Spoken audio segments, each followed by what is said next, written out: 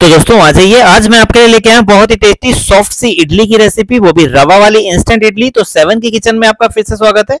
Soft कैसे बनती है और कैसे बनाना है इसको मैं आपको पूरी वीडियो बताऊंगा। तो चलिए करते स्टार्ट। तो यहाँ पे मैंने ली है रवा यानी कि सूजी, इसे रवा कहा जाता है। तो ये वैसे तो बारीक वाली है पर इसे हम थोड़ी सी पीस लेंगे जिससे ये बहुत ही सॉफ्ट बनेगी। तो यहाँ पे मैंने एक बार मिक्सी में इसे घुमा लिया है। तो इसके अंदर मैं डालूंगा स्वाद के अनुसार नमक और यहाँ पे मैं डालूंगा दही। फर्मेंट अच्छी होएगी, इसे अच्छे से फर्मेंट करनी है। और इसे इंस्टेंट इडली इसलिए कहते हैं क्योंकि बहुत ही जल्दी बन जाती है और बहुत ही अच्छे फर्मेंट होकर बनती है और इसे ज्यादा देर तक रखने की जरूरत नहीं रहती। तो यहाँ पे मैंने डाला है दही और थोड़ा सा पानी और इसे अच्छे से मिक्स करेंगे। मिक्स करने के बाद इसे 10 से 15 मिनट रखेंगे और उसके बाद इसकी इडली बनाएंगे। बहुत ही सॉफ्ट और बहुत ही अच्छी इडली बनेगी, फ्लफी बनती है। तो ये स्टेप करना बहुत जरूरी है। इसे अच्छे से पानी में अच्छे से डालकर इसे अच्छे से मिक्स करना है। तो ये देखिए, रवा जो होता है ना दोस्तों, रवा पानी बहुत पीता है, तो इसलिए पानी की क्वांटिटी आप हिसाब से देखिए और उस हिसाब से फिर आप इसमें धीरे धीरे करके पानी डालिए। पानी एकदम से मत डालिएगा। तो ये देखिए, बैटर कुछ इस तरह से होना चाहिए, रनिंग बैटर है। ये देखिए इस तरह से बैटर होना चाहिए, गाढ़ा बैटर थोड़ा सा। तो अभी इसे 10 मिनट के लिए रेस्ट पे रखेंगे। तो 10 मिनट बाद हम देखेंगे। तो 10 मिनट हो गए हैं। 10 मिनट बाद ये हमारा बैटर बनकर तैयार हो गया।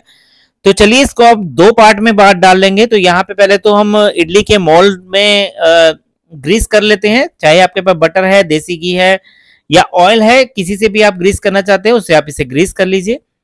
तो मैं यहाँ पे देसी घी से ग्रीस कर रहा हूँ इसे। आपके पास जो भी है तो आप उससे कर सकते हैं। तो ये देखिए, हल्के हल्के हाथ से इसे जो देसी घी है या रिफाइंड है कुछ भी हो, इसे इस तरह से लगा लीजिए। तो मोल्ड हमारे बनकर तैयार हो गए हैं। तो यहाँ पे मैंने ना दो पार्ट में लगा लिए क्योंकि मेरे पास बैटर ज्यादा है और करना क्या है हमें सॉफ्ट बनाने के लिए। जितना बैटर हमें मोल्ड में आ जाए, जितना बैटर उसमें आ जाए उतना ही बैटर हम लेंगे क्योंकि हम इसमें इनो डालेंगे और फर्मेंट करेंगे। इसे तुरंत फर्मेंट करके उसके अंदर डाल देंगे। तो ये देखिए, मैंने यहाँ पे बैटर लिया है। तो इसको थोड़ा सा भी गाढ़ा है, इसे हल्का सा पतला कर लेंगे और इसे अच्छे से दबा दबा के ये देखिए इस तरह से इसे पतला कर लेंगे। हल्का सा पानी डालेंगे, पानी डाल के इसे अच्छे से मिक्स करेंगे। और यहाँ पे अब हम डालेंगे इनो। इनो डाल के इंस्टेंट इसकी रवा इडली बनाएंगे। तो यहाँ पे चलिए, बैटर हमारा बनकर तैयार हो गया है। तो यहाँ पे मैं इनो डालूंगा। इनो का आधा पाउच इसके अंदर डाल देंगे। यहाँ पे 3 सांचे रखे हुए हैं मैंने, तो उसमें इडली के 3 सांचे में बनाऊंगा मैं। तो बस यहाँ पे मैंने आधा पैकेट डाला है इनो और हल्का सा डालूंगा ऊपर से पानी। तो जैसे ही पानी डालेंगे तो इसमें बबल्स आना शुरू हो जाएंगे। इसे अच्छे से मिक्स करिएगा। और दोस्तों एक बात का आप ध्यान रखिएगा, ये बैटर जो है ना, आप फटाफट इसमें डाल के फटाफट इडली के सांचे में आप इसे रख दीजिए क्योंकि ये जो बैटर होता है ना फिर यूज नहीं आएगा। फिर इसके अंदर से अगर बबल्स हट गए तो फिर ये आपका एयर नहीं बना पाएगा और फिर इडली आपकी सॉफ्ट नहीं बनेगी। तो बस इस तरह से मोल्ड में डाल देंगे। तो ये देखिए, ज्यादा बिल्कुल ऊपर तक नहीं भरना क्योंकि अभी इडली फूलेगी भी। और जब इडली फूलती है तो उसका बैटर जो है थोड़ा सा कम ही रखा जाता है ताकि उसको फूलने के लिए भी अच्छी सी जगह मिले। तो कई गलतियां यही होती हैं कि वो प्रॉपर तरीके से उसे भर देते हैं जिसके कारण वो फूल नहीं पाती। तो चलिए यहाँ पे स्टैंड ले लेते हैं। इसका स्टैंड लेके एक के बाद एक लगा लेंगे। तो यहाँ पे मैं पहले एक इडली का सांचा रखूंगा। तो इसी तरह से सारे वो कर लेंगे, इस तरह से लगा लेंगे। और दोस्तों लगाते समय ये बात का ध्यान रखिए, जो 3 छेद आपको दिख रहे हैं ना, इस तरह से घुमा के करेंगे ताकि उसपे से स्टीम बाहर आए और दूसरी इडली पे आराम से लग सके। तो यहाँ पे पहले मैंने इसे रखा इसका स्टैंड का कवर और फिर इसके ऊपर रखेंगे इडली का मोल्ड। तो ये देखिए, जो नीचे वाली इडली है ना उसके ऊपर 3 छेद आने चाहिए। तो इस तरह से आप देख के करिएगा क्योंकि उससे स्टीम आती है, स्टीम से ही आपकी इडली प्रॉपर वो होगी। तो स्टीमर मेरा तैयार हो गया है। स्टीमर मैंने पानी डाल दिया है और उसके खट्टापन के लिए मैंने डाला इसके अंदर नींबू। तो यहाँ पे सारी इडली लग के तैयार हो गई है। तो इस काम को करने के लिए दोस्तों समय बिल्कुल भी गवाइएगा मत, बिल्कुल फटाफट ये काम होता है। 5 मिनट के अंदर अगर इसके बबल्स बैठ गए ना तो फिर ये इडली बिल्कुल भी नहीं फूलेगी। तो यहाँ पे एक बात का आप ध्यान रखिएगा कि पहले से ही मोल्ड को तैयार रखिएगा, पानी को स्टीम रखिएगा, गर्म कर दीजिएगा पानी और ढककर रख दीजिएगा। तो यहाँ पे मैंने नींबू निचोड़ रहे, इससे क्या होगा, इससे बहुत ही अच्छा फ्लेवर आएगा इडली के अंदर और खट्टापन आएगा। तो चलिए इसके अंदर अब हम रख देंगे और गैस का फ्लेम लो कर देंगे, बिल्कुल जैसे मीडियम होता है ना, मीडियम भी नहीं, लो बिल्कुल। तो ये देखिए इस तरह से सेट कर दीजिए और सेट करने के बाद इसे हम कवर कर देंगे और गैस का फ्लेम बिल्कुल लो कर देंगे। और गैस का फ्लेम लो करने के बाद इसे 10 से 15 मिनट तक लो फ्लेम पर इसे पकने देंगे।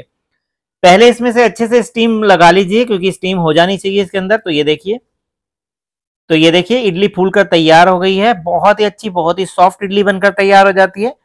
तो गर्म होएगी दोस्तों, कपड़े से उठाइएगा तो इस तरह से उठाने के बाद अब इस टाइम पे ना फैन चला दीजिए। अगर आपके यहाँ फैन है ना किचन में तो फैन चला दीजिएगा, जिससे ये इडलियां ना बिल्कुल सॉफ्ट हो जाती हैं और बिल्कुल ही अपने आप मोल्ड को छोड़ देती हैं। तो ये देखिए सारी इडली बनकर तैयार हो गई है दोस्तों। तो जब भी आप इसे निकालें तो कपड़े का यूज करें, नहीं तो इसे पहले प्रॉपर तरीके से ठंडे हो लेने दीजिएगा। ठंडा होने के बाद फिर इसमें इसे अच्छे से मोल्ड से निकालिएगा। बहुत इजी तरीके से निकल जाती है क्योंकि हमने इसमें ग्रीसिंग करी थी, वो भी बटर की, देसी घी की, आप चाहे ऑयल की भी कर सकते हैं, जैसी मर्जी आपको जो आपके पास अवेलेबल हो उसकी कर सकते हैं। तो बस ये देखिए कितनी अच्छी बनी है और एक एक इडली फूल चुकी है। तो यहाँ पे प्लेट तैयार है, तो इसके ऊपर हम चाकू से लगाएंगे। तो बस थोड़ा सा चाकू इस तरह से साइडों में लगाएंगे और इडली बन के तैयार हो जाएगी, निकल के तैयार हो जाएगी। ये देखिए, तो ये देखिए बहुत ही सॉफ्ट और बहुत ही अच्छी फ्लफी इडली बनकर तैयार हो गई है।